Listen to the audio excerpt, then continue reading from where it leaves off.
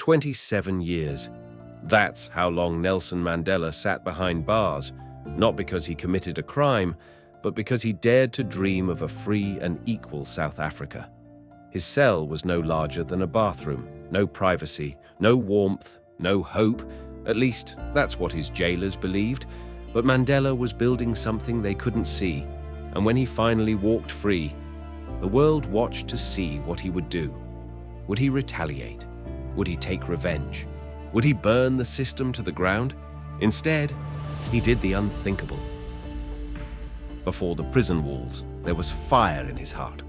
As a young lawyer, Mandela stood in courtrooms filled with racism and injustice. He challenged laws that declared black people second-class citizens. He organized protests. He inspired the youth. He knew he was risking everything, but freedom, he believed, was worth more than comfort.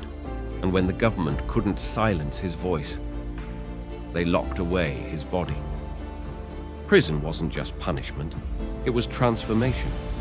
Day after day, Mandela endured hard labor, brutal guards, and psychological isolation. No books, no phone calls.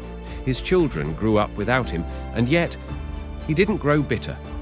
Instead, he studied his enemies. He read about their culture, their fears, their hopes. He began to understand something deeper. If peace would ever come, it wouldn't be through bullets, but through compassion. In 1990, Mandela stepped out of prison a free man. Crowds chanted his name. The same country that once labeled him a terrorist now saw him as a savior.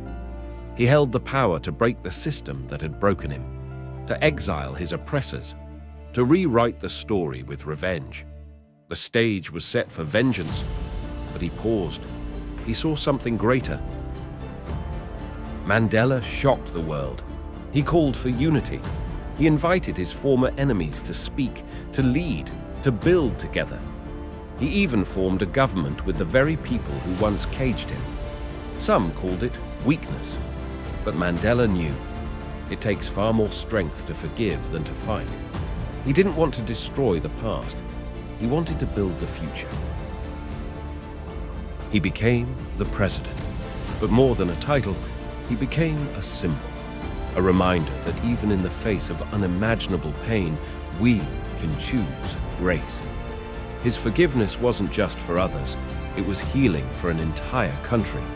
A nation once divided by hate was now learning to hope.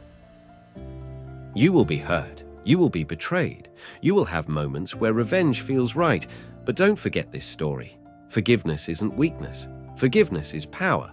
Forgiveness is freedom. And sometimes, it's the only way to truly win.